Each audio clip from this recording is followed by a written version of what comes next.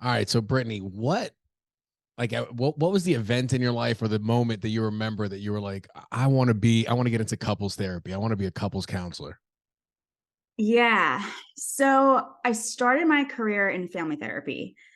And how I got there was so I'm a licensed clinical social worker. And in an undergraduate social work class, we take a bunch of classes. We take around individuals, groups, families, all these things.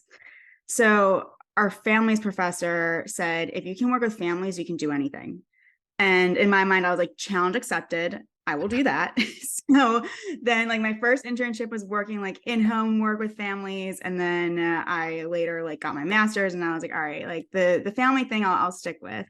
And I found that couples work was super interesting in terms of the family dynamic. Like I felt like we did so much work with like kids, but like mainly the parents. And I was like, there's so much here in like their marriage and their relationship that's affecting the whole family, but Yeah. no one's really addressing it in that type of setting. And so I was like, I want to go in on this. So what I like that saying of the if you could do family therapy, you could do anything. Is there logic behind it, or is it kind of like a cute saying? Like, what's the? If it makes sense. And I mean, could you imagine like going to family therapy with your family? Like, could you like if you were to That picture that type of thing? that is true. Yeah, because even just Yeah, one-on-one therapy is intense. Can be intense at moments. yeah, Imagine the whole. That would be nuts. yeah, Okay, I completely yeah, get it now. yeah, yeah. Like, like if I asked people, I'm like, okay, like, could you imagine like signing up for that? And people are like, I like, no, thank you. Yeah, yeah. So You could feel people probably get uncomfortable when you bring it up. Like even I was like, oh gosh, yeah, maybe not. And I have a great relationship with my family, but just in that setting, sure, I don't know. I don't want to see that. yeah, it uncovers a lot for Yeah, sure. and I like the part about how the couple's relationship affects the kids. So I feel like starting at or Mhm.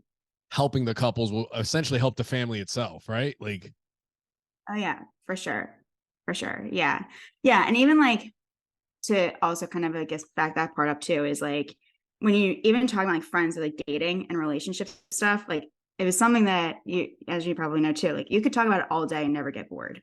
And yes, at yes, that point, I was in like my early to mid 20s, and that was the time in my life, and that was like dating and figuring out like who interests what with dating. Like, is it really just about if you're hot or not? Is it about interest? Like, what is this? Like, what is this whole like what felt like at the time game that we're trying to win at that no one really knows the formula of what they're doing and just is kind of winging it out there. So that was another kind of piece of interest that drew me into couples work.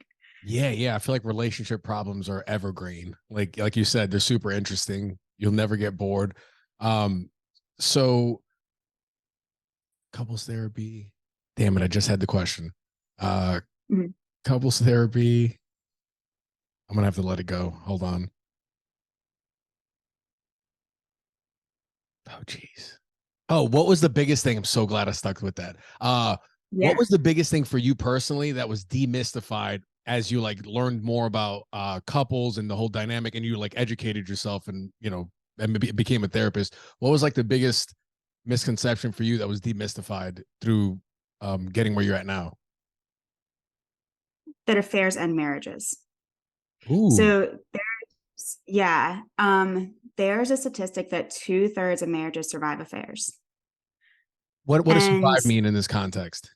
Like they're happy it and means they fix it, and they like where there's like a fair recovery. So like if recovery like literally means like strengthen to heal, it's like strengthening and healing the marriage even after infidelity. So I thought that that was definitely a paradigm shift for me. Esther Perel's work, of course, has like influenced a lot of that. But yeah, that one was definitely something that I used to think if you have an affair, it's over. And then to learn that and how people grow through the struggles of it can really be impactful in a yeah, relationship. that's super comforting, probably for people that some people are like, you cheat on me, I'm done. There's no, they have that hard line. But I feel like this is good Right. for people that want to stick with it without having to have shame about it, right? Yeah, Yeah, yeah. absolutely. Yeah. Yeah. Cause I mean, there are so many different types of relationship betrayals. And it seems like that's the one. That's the one. If you think that if you find someone else or something happens to somebody else, it's sexual. If you have an emotional relationship with somebody else, like that seems to be this like pivotal type of betrayal. Yet you also hear of things like financial betrayal, or, Yes. people who are like, yeah, I took a second mortgage on the house and I couldn't pay it anymore. Like, and then, it all falls apart. And like all these things that don't seem to have the same type of consequence, that seems like that this is the death, like this is death for the relationship type of thing. Yeah. What are some other types of betrayal besides financial and sexual, I guess? Yeah, I mean, addiction can be Oh one. yeah, yeah. Um, yeah, I mean, like any sort of dishonesty. And I think that like even to get to also like broaden that type of scope, like we call them like attachment wounds, where people like, and especially in today's world where like I think workaholism is really big, but not really talked about as much. And where people will throw themselves into work and like neglect their other relationships, or just kind of leave out in the back burner to hang out and be like, yeah, it'll just be fine. But like Yeah. really, like you're not home, like, or you're not just not present. Like it's a similar way of being like, when you're not present, you're neglecting it. So I think that that's a version of betrayal that can feel like it's happening without really anyone's permission, or without anyone's like whereabouts of like, yes, this is happening. It's dying, but no one's saying that it's dying. Oh my gosh. I used to work with surgeons, and some of them would work. I mean, I'm talking about maybe get 4 hours of sleep, 5 hours, and just be at the hospital. And I'm like, do you love your family? Like, what's going on? Like, I know some people are obsessed, like Yeah. some of them I could, they're genius and they just want, that's all they want to do. But sometimes I'm like, dude, go home. Right. Right. Yeah. Exactly. Like go say hi to people you love. Yeah. Yeah. What part of relationship or couples therapy, um, what part of it fascinates you the most right now? Like what ideas or yeah, what do you think about the most in that context? I'm thinking about this idea of like myself, yourself, and the relationship. Like that it's like from the time that we're on this earth, we go with like, I have needs, and I also have the need for like independence, and the need for and the need for security. Mhm. And we straddle that, right? And so it's like if you think of like a kid, it's like, all right, they come out and they're like look to the parents for their every need, and they're kind of like, hey, like, is it safe to go explore this? And like, yeah, go ahead, like, go on that playground, whatever, I'm right here. And then it's like at some points, it's like, all right, yeah, like that sense of independence and freedom is kind of then like I have both. When it's like too much of the, I'll say independence part, it's like I'm now alone, but then like there's a security part, and that's more like you can call it codependency or enmeshment, like kind of things. So it's like we Yeah. straddle these two things, but then in relationships, it comes out as like my needs, your needs, when they differ, and when, how can we talk about it, and how can we think more relationally? Yeah. Yeah. Oh, I like Yeah, that. Damn. yeah, So it's like it's you and the person working on the relationship itself, right? Like yeah, yeah. It's like you and the person, because like I like to, and this is like kind of like something I'm like playing with a little bit. That not to say I've like read out moment by any means, but like I like to think of it as like there's three things in a room. Like if I'm like we're within a couple, it's like there's three things, right? It's like there's partner one, partner two, and then the relationship. And like partners one is saying like, these are the needs that aren't getting met. Partner two is saying like, well, this is how I see things, and these are my needs that might not be getting met, or this is how, I need to operate. And then there's like the relationship, right?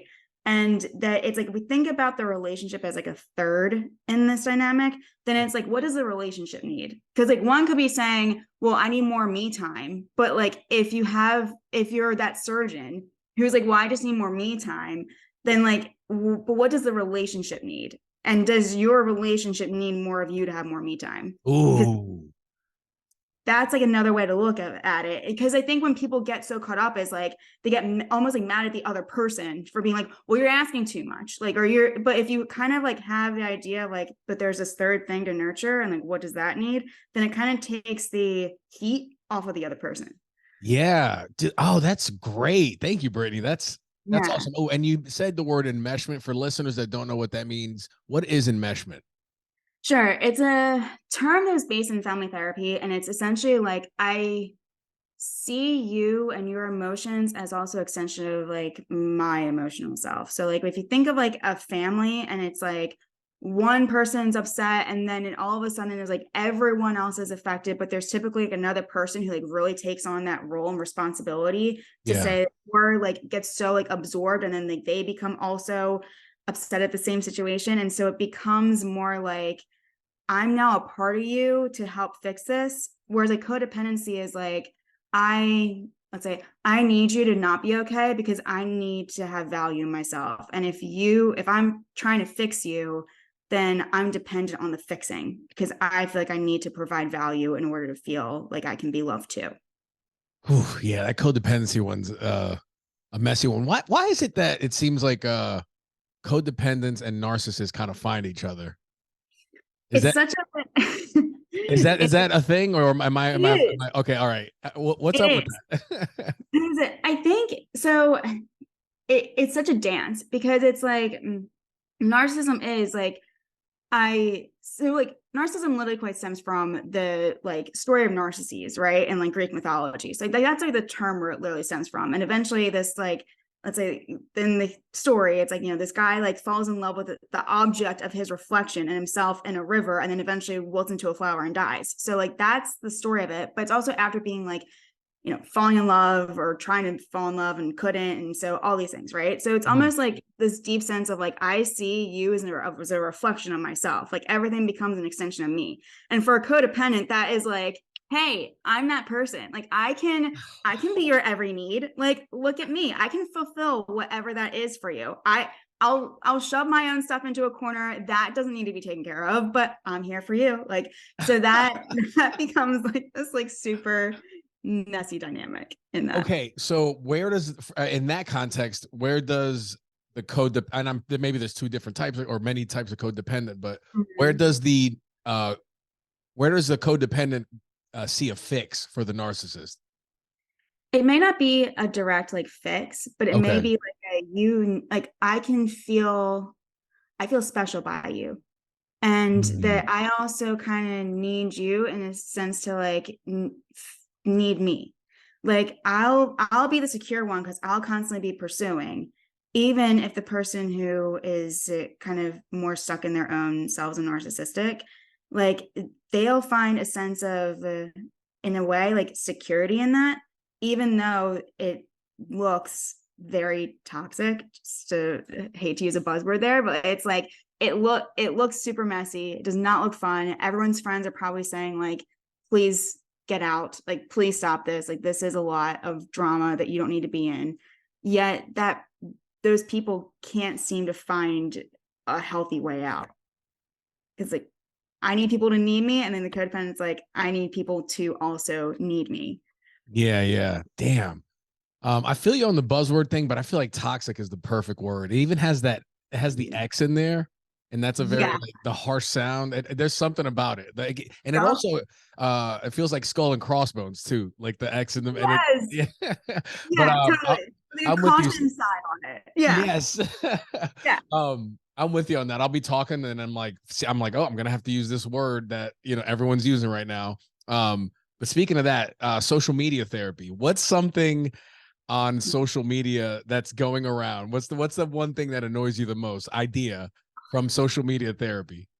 The idea that like people are literally coming in and diagnosing themselves because something they saw on TikTok. Like someone's like, well, if I'm like twirling my hair and I can't like sit still, that means I have ADHD. And then like this other person said like I'm a covert narcissist. I don't really know if what that totally means still. Oh, But, what like, does that it's like way? Covert narcissist? I don't know, because like narcissism is like literally grandiosity, and so I'm like, if you're covert, you're not really grandiose. Like I don't know, but like that's a thing.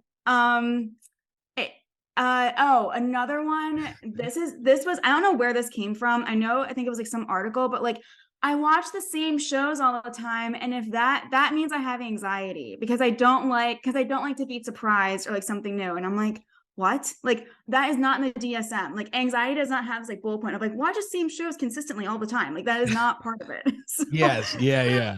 buzz kind of things that are out there, and it's like, oh no, like this is everything's pathologized. So I think that I could go on about that, but I'll stop there. That was perfect. Thank you so much. Yeah. I love the passion. Yeah. Um, what is the next step for couples therapy? Like, what's the what's the hot, I don't know about like the hot topic right now, but like the I don't know. I guess what's the next frontier for couples therapy? What do you guys, what's some new concept that's floating out there that might be big or something like that?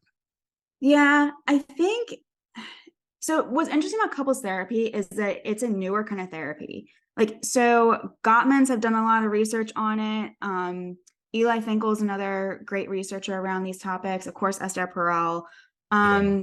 There's like, so it's interesting because it is a newer type of therapy in a newer field that we don't have these like years and years and years of data on like different types. And like, so I think that like, I'll say different types of couples therapy that if like anyone out there is like looking to seek, like Gottman is like great for tools and kind of like, I'll say like the coaching stuff. Yeah. Emotional focus therapy is like a humanistic framework that gets you to like dive deep into emotions. There's sex therapy, of course.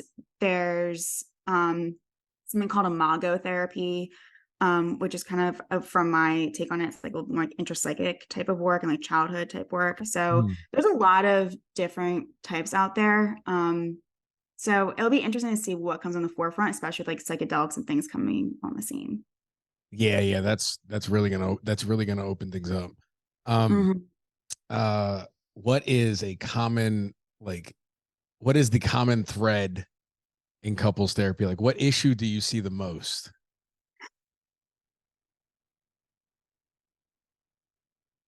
I think people really want to matter. And what I often see is, oh, especially women coming in and saying, like, I just want to feel like I matter. And I think for, if we're talking about a heterosexual couple, I think for like men, it's like how to get in touch emotionally and think relationally. Because I think that right now, just as like society as a whole, we're very me centered.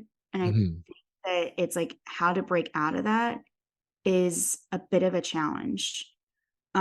Like right now, apparently, like there's a statistic that 1 in 6 Americans are not talking to a family member because of politics. And Oh, it kind of, yeah, and it kind of goes to show like, how can we put differences aside before we go to cutting people off, before we go to like making things so extreme and polarizing, to like be able to come together and think more like kind of like that third, like what does the relationship need, like kind of thinking more outside of ourselves and with each other rather than it's me and it's you and it's us versus each other, but to be more on the same team. yeah, yeah. The politics one is weird. I've ranted on this before. It's like you know, you're cutting off family members for people that pretend to argue on TV and then they're having lunch at some fancy place in DC using taxpayer money. Like, Right. yeah, it's crazy. And then going to the man's part or in a heterosexual relationship where they're trying to think more emotional and relational. Mhm. If a guy is trying to do that, what are the first few steps to that? Like, what does that look like? What? Yeah. So there's there's a lot of, I think now, like kind of alluding to like what you're saying about like what's like coming new in couples therapy, there's a lot of, I think, new things around like men's work because men struggle with loneliness and that men are actually more likely to die sooner because of the struggles with loneliness. Oh. So I think that it's like getting in touch with their like with emotions is like kind of step number one, because for so long it's like, you know, when kids are growing up and it's like, well, boys don't cry and girls do this, like there's so many of these kind of like roles and norms that just get bestowed. And then eventually it becomes like, okay, well then what do I do with my emotions? And like also this is like it's becoming more of a thing now in schools to have like emotions 101 classes, which is great, but like we are kind of like living in times where it's pivoting, but yet there's so many generations that didn't have this. Like I definitely didn't have this. Like so it is like step number one is like how to get in touch with your own emotions, how to be able to ask for help and express your needs, Mhm. and to be able to turn inwards rather than feeling like you have to handle everything alone. And I think that's like if I were to have like a 3-step kind of thing, like that's kind of a starting point.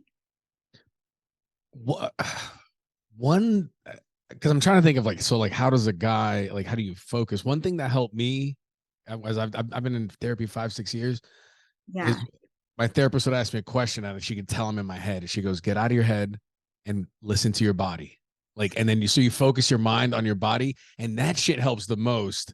I think Yeah. I don't know, as like a an actionable way to be like, this is how you feel your feelings. You literally just start thinking about spaces in your body, and you feel tightness in other places. And I found that super helpful. Is there anything else like that you think a guy could do to? Think that's a great starting point. Because like even as you're saying, it's like getting out of your head and into your body. Like Yeah. that is like that's where a lot of times like our emotions are. Our heads are our minds are trying to problem solve it. But like if emotions aren't a problem to be solved and it's just something to be kind of embraced, then it's Yes. kind of like how to embrace it. So even in like emotionally focused therapy, it is a lot of like, and tell me more about what that feels like in your body. And when you go there, then what are the emotions that come up for you? And and how is that for you? And so when your partner does this, how does this feeling manifest and come up for you? And so it is more like digging into the whole emotional experience that one person's having and then like transferring it to like the other person as well. Yeah, yeah. I'm trying to paint this for dudes to go to therapy. I'm like, dude, Sure. I was at a wrestling reunion this past weekend, and a few guys were asking me about therapy because they know I go, and I'm like trying to blow it up. I'm like, dude, it makes you feel like Jason Bourne. I'm trying to do the most manly. Like, I'm like, I feel like a superhero, man. You feel like, yeah, I don't know, when you have control of the whole thing, and you're not just feeling Yeah. anger and happiness, but all the things in between that as well. And like you said, Yeah. there's nothing to be solved. It's just listening to your body and feeling through those emotions. I feel like my instincts have gotten sharper by allowing myself to feel my emotions too. Like there's less thinking, less resistance throughout the day. It's great. That is like such a great testimonial slash marketing for therapy, like for men to go to therapy. That's Yeah. All awesome. right. Nice. Hell yeah. That was my, yeah. That's, Yeah. that's good. That's how I feel. Yeah. Yeah. Yeah. That's great. Have you ever done couples therapy? Yes. Yeah. Yeah. Okay. How was Yeah. that for you? It was amazing. So we did it. Well, that relationship ended in this past December, but I broke up with her about 4 years in, and then we got back together about a year later. And she wanted to do therapy to like build trust and all that. And I was like, I was already thinking I wanted to go therapy for myself. I was like, this is perfect. And once we got past like the trust building phase and we were good again, it was really fun to go to therapy when everything was good. And like, Yeah. and you're going to therapy to more so help each other communicate with like outside factors in the relationship. That's when therapy gets super fun. Like an overbearing mom, whatever, you learn how to communicate as the person that needs to, but then on the other hand, you can be the person supporting your partner. Like you learn how to support them in doing this thing. And it's a fun, I don't know. It's like a weird little strategy meeting. Like That's so cool. Yeah. yeah. Yeah. Yeah, I love couples therapy. It's just it's tough. Yeah, yeah. One of my friends this weekend, I'm like, have you guys tried couples therapy? He's like, I don't. You can tell he looks at couples therapy as like a loss. Like, that means Yeah. we're admitting we're losing. It's like, nah, dude, you're getting in the gym. Like, Yeah. Exactly. Like this is like maintenance work. Like this is like, yeah. yeah, like prevention. Yeah. Yeah. Like you go to the gym so you don't have like a heart attack later. Like, like that's kind of the thing. But yeah, Have you done couples therapy for yourself? Have you been a patient? I have not say yet. Okay, okay. No, yeah, I It's have another something that I therapist would love friend. to do. I think she just started going, but she's been doing it for a long time as well. Sorry, go ahead. Yeah. I mean, and no, it is something I would love to do. And like, if your therapist friend is like, yeah, like in it. Yeah, yeah. I got Yeah. to check in with her and see how it's going. She started it a couple months ago. What is a healthy time, right? Let's say you're with someone and it's like, I don't know, you pass the honeymoon phase. You can tell you hit that stable point where you realize like, oh, we have a connection, we're growing intimacy, all that stuff. Everything's good. I want, like, for my next relationship, I want to eventually just start couples counseling at some point. Like 2 years Yeah. in. I don't know, but what number is like appropriate?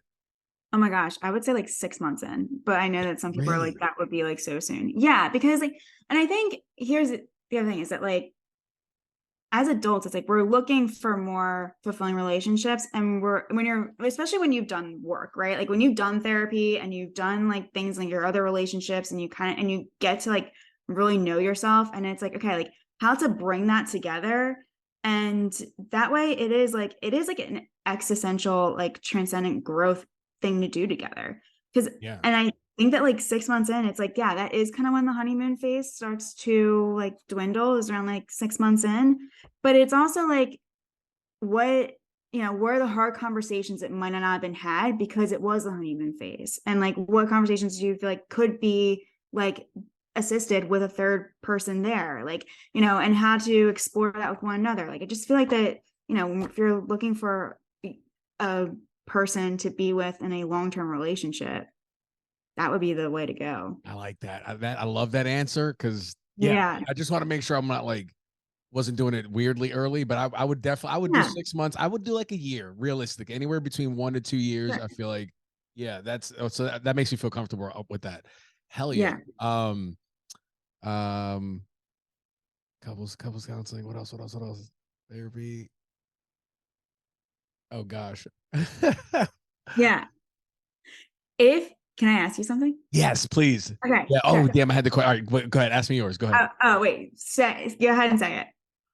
No, no, just go ahead. Yeah. Okay, gotcha. So when I'll say like what were some of the things that in couples therapy that you felt like worked to help build trust? Because that's another topic that I hear a lot, I see a lot, is like we're working to build trust. And I think trust is such like a loaded word.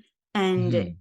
and sometimes it is like it can be like such an individual feeling as to what that means. So like how was that for you? What was that process like what trust meant for you and your former partner? So I think what trust means here is just like you're going to therapy and you're doing your best. Because I think if you do that, it's all gonna feel like it's gonna get better. There was just like a feeling of deeper connection.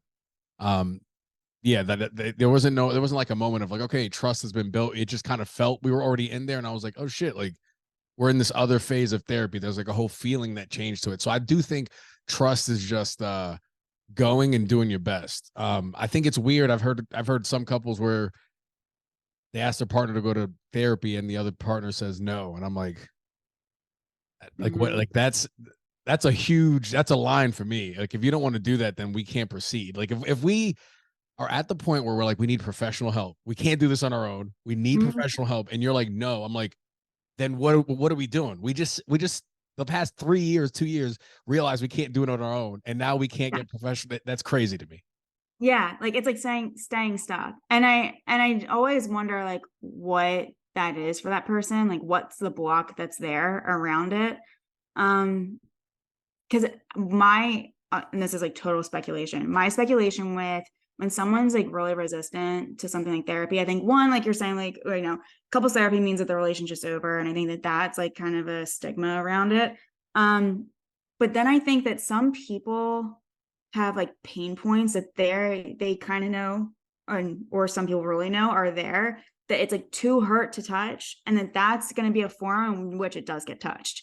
And so it's almost like self-protection mode, because it's like I want to I want to not be fighting, or I want to change our relationship, but I also don't want to do that. So then it's like the option of like staying stuck seems more safe, even if it's not even if it's not the best.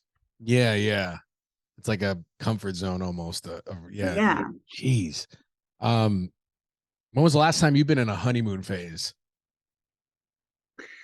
I would say so. I'm in a 2-year relationship. Actually, Nice. our 2-year anniversary is like next week. So shout out to Christina Max and 110 Yoga for that.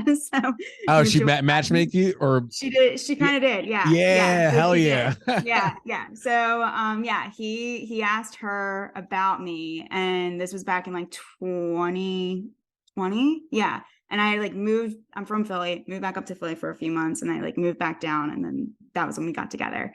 Um, but yeah, so I would say that the honeymoon period lasted probably like 8 months to almost a year, That's I a would say. long honeymoon period, right? Yeah, it That's was like, good for you guys. yeah, I mean, like, granted, I think we both have grown a lot in the relationship. Like, we kind of like in the beginning, it was like, how do we hit a stride? And but like it was so exciting and just like, all right, like things are good. And we also do a lot of work to try and keep it alive. Like we do date nights a lot. We Yeah. maybe just make sure that like we do things like both individually like, take care of ourselves, which like common interests like yoga and things like that. But also we try and like, all right, like when is it time for us to take a trip, because we know we both need to like kind of take a break from life, like when do we like, so we kind of do a lot of planning around that. Okay. All right. Nice. Good for you guys. I love that. Yeah, yeah. Um, what's the most common complaint or whatever when it comes from a guy? I don't want to say complaining about his woman, but Hmm. you know what I mean? What's the biggest issue man to woman typically in couples counseling that you see? um I hear things like, even if they're not saying that they're nagging, it's like I hear women shutting down when they feel like that there's like, it's like she won't tell me what she wants or needs, and so like she'll shut down. Mhm. I hear she'll nag at me about things, but really it's kind of like the scene in the breakup. Like I love this. I first of all, that movie is like, it's just great. Yeah. So it's like I'm like I break it down. I wrote a news at one time like breaking down the exact scene of like, it's not about the dishes, but like when she was complaining about the dishes.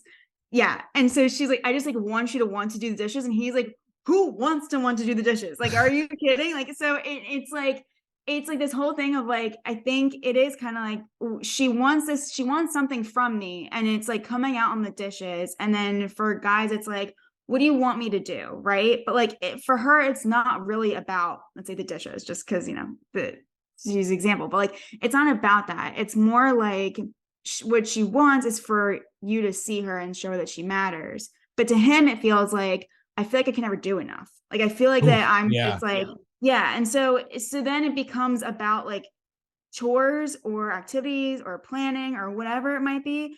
But I think for a lot of guys, like they kind of feel stuck because it's like, what do you want me to do? Like you're saying these things, but like even if I like, because let's be real, like dishes, like or tasks around the house or whatever it might be, like those can be fixed. Like you can wash them and they're done. Like, but like the Yeah. issue is still there. So it's never about the thing that you think you're fighting about. It's about the all the things that are underneath of that. And so it really is like getting in touch with it.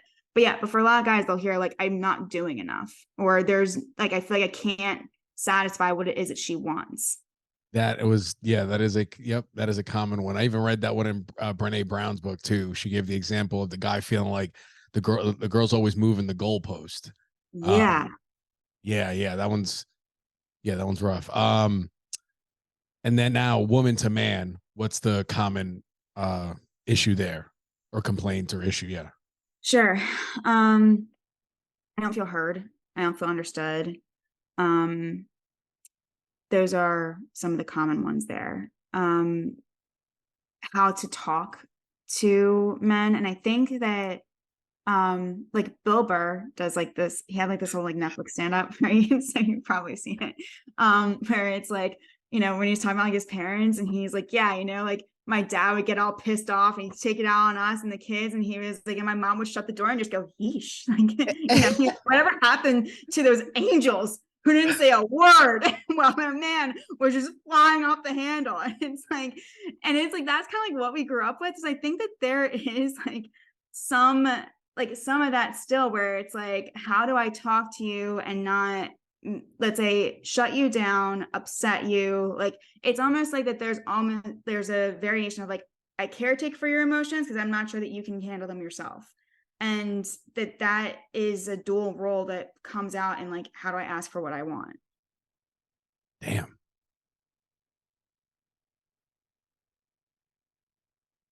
The learning how to talk to each other is another big win for in therapy. It's like how do I communicate these words like to each other? Mm-hmm. That one's yeah, that one's super big. Um, let's see. I'm trying to think. Uh oh, oh, oh. A couple's long-term relationship, been doing it for a while. They're looking for a way to like they feel like things have gotten boring, things have gotten stale. This is like, think of me as the couple telling you things have gotten boring, things have gotten stale. What do we do? How do you work through that? I like to say shake up your snow globe.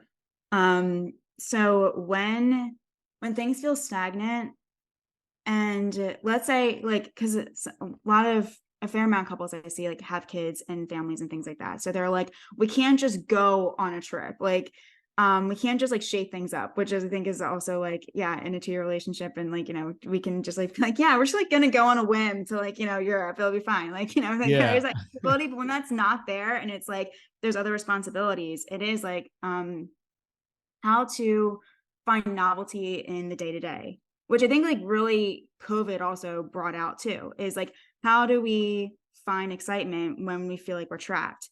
And there's couples who get creative. And I think that creativity is huge. Like, can Yeah. you laugh together? Can you like, if you can't go to the beach, can you just like maybe sit out on your deck and just, kind of just sit and talk with one another while enjoying the sunshine and just feel like that you're, taking a mental vacation, even if it's at your own home. Like, I think that there's a saying, might butcher this quote, but it's like, mystery is not going to new places, it's seeing with new eyes. So it really is like, how do you appreciate each other in different perspectives and do something that's a little bit different in your day to day so you can shake it up? Nice. I like that. Even just like if you don't go on walks together, I feel like just doing that. I feel like walking Yeah, side by side for a couple miles or a mile is like I don't know, just there's like symbolism behind it. There's a lot going on at different levels there that I think would help. Sorry, totally. I just started taking long walks recently, and I'm like in love with Yeah. it. Long walks around the city. Yeah, they're literally just long walks. I'll get off at the train, 4 stops before I need to go, and just walk to my destination. It's yeah, and I've just been I'm feeling super like romantic right now. Yeah, that's great. Great. uh, um, let's see. So biggest problems in relationship, we did biggest issue man to woman. Um, what's the simplest thing that people would just can't seem to get when it comes to relationships, you think? In your Showing, opinion. This is your yeah, opinion. I would say showing appreciation and learning to apologize.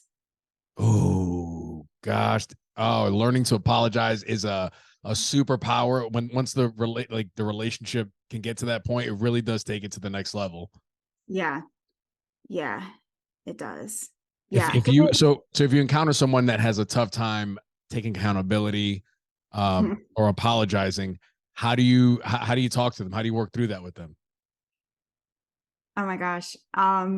Because there's been moments where I like sometimes I feel like I'm like hitting my head against a wall with this one, but I like I will sit people down and I'm like, what is like there's an AA saying like clean up your side of the street. Like, and I'm like, what is yours? Like, and I'll say like forget about their stuff right now, right? Like we're gonna put that into a box and we're gonna get to it. Like so that way people don't like panic and say, well, we're gonna and it's like, yes, like hold on. But we're gonna talk about you, not just what they're doing. And what I want to talk about is like your part in this. What comes up for you? What is your role here? Like, what can you take ownership of? Because that's what you can control. Yeah.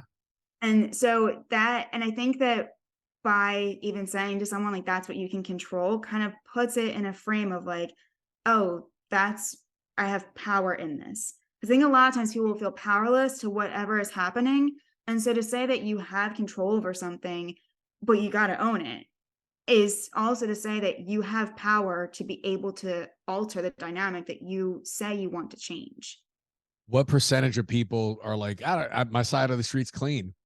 It's all him or all her, whatever. That narcissist codependent dynamic, usually the Yes. narcissist is like, hey, I'm great. Yeah. I don't know what their problem is. Like, I'm fantastic. Like, or like, or Yeah. they'll be like, yeah, so I know that what I did was wrong, but like we should probably also talk about what they did wrong too, right? Like it's so quick to just scapegoat, right? So yeah, so I would say there is that percentage at least. If there's a statistic that 6% of the population is NPD, so narcissistic personality disorder. Yeah. if you look on TikTok, they think maybe it's 75%, but statistically, and according to like, other research, it's 6%. So Oh, there's that. I love. I'm seeing glimpses of the Philly girl come out when you talk about Oh, TikTok therapy. You're like, it gets you. I yeah. love that. It gets under my skin just a little bit. And here's the thing is I think that there's some content that's great. It's just that it's so saturated and it's so like anyone can post anything about it. So there's just like so much, I feel like, stuff like it needs Yeah. to be like so like not pathologized basically. But yeah, so Nice. there's All that. right. I already asked you what you think about the most in regards to couples therapy. But I usually close out with asking guests, what do you think about the most in general? Um, First thing that comes to your mind. Yeah. What do you think about the most? um I think about what I think right now I'm really thinking about the relational piece of things just in life. Like um because I mean personally, like I live alone. I work as like a solo practitioner. And so like, like there's a lot of things that I do solely. And so especially over the pandemic, and I feel like things of like loneliness that have definitely arisen for a lot of people, I would say including myself for sure. And it's now kind of thinking about how to intentionally break out of that. And I Yeah. think that's something that's like on my mind a lot is like how to be more relational and just think about what that looks like for me personally, and then how to also maybe bring it into work as well. Yeah, the loneliness piece came up earlier in regards to men experiencing more loneliness and all that. I like this. So if someone is experiencing loneliness, what's the first step to like to start starting to break out of it? Yeah. Um, so a lot, I say a lot. People will often say, like, I know that I have people I can call. Like I know that I have people in my corner that I can definitely turn to. But I still feel lonely. And I like to say, like, to keep it as um accessible as possible, right? Like if it's going to a coffee shop and making small talk with a barista, like asking their opinion on what they think is good. Like if it's just like if it's walking down the street and just making slight eye contact with a stranger and just the kind of smile of a hi. Like if it's Ooh. just like small things that again, I think that if we're talking about like that ownership piece where it is like I am feeling these things, to overcome the like victimness that loneliness often brings, because it can feel really stuck and really like, but what do I do and how to make friends and how do I be more, relational, and what if I'm single and don't like my job or my coworkers and then I work from home and all these things, right? It's like how to make it so that it is accessible and doesn't feel like that you're trying to climb this like esoteric mountain out of a hole, but just to make it so that it's more of a habit to say like, all right, like I'm gonna text a friend to see how they're doing today, or Yeah. whatever it might be. But yeah. Oh, I like that. That seems very doable. I like the eye contact thing too, because I just remember when during my depressed days, I was walking like this a lot. So I feel like Sure. just head down, like terrible posture. But I feel like, now in the non-depressed days, I don't know. I'm making eye contact with people in the street, the smiles, the Mhm. whatever. I've been, yeah. And I love talking to strangers too. I love, Yeah. yeah, just and New York's a great place to be for that too. So it's yeah. Yeah. Yeah. Got that New York energy going on right now. Yeah. Just Yeah. just random people. I ran into like a Mormon the other day, had a conversation with him. That was fun. It was yeah, I don't know. It's been cool.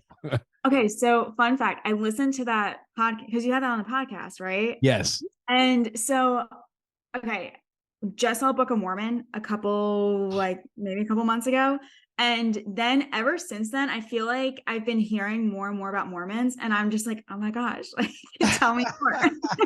Like it's just so funny because I'm like, oh my gosh, this is wild just how prevalent this feels right now.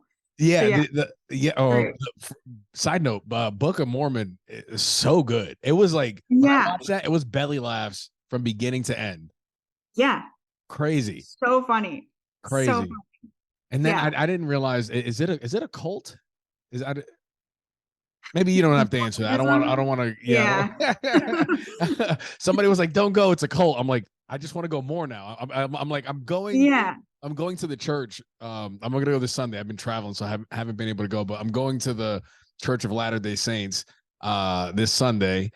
And I just to see what it's like. I need more. I need more, like another minute or two on this bit that I'm doing on stage. So, Oh my gosh, that's great. That's so great. Yeah. Yeah. Do you go around saying like tomorrow's a ladder day now? Like, oh no, is that a saying of theirs?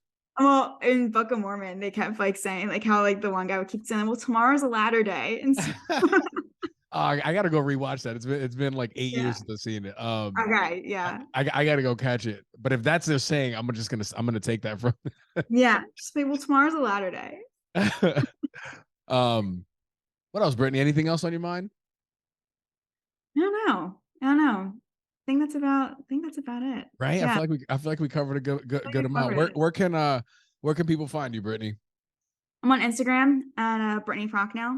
It's probably it's like the only social media I really use. And then my website and newsletter can be found at bprocknow.com. And if you're in the Raleigh area, I'm actually starting a group. So I'm partnering with Basics. It's a screen printing company. So if anyone is interested in kind of doing like a mental wellness type of group, it's gonna be mental relational too. So that whole idea is that like we're not just doing like self-development things on our own. Oh, I love And that. yeah, that's gonna be a thing that's coming up probably around next month. So yeah, I'm excited.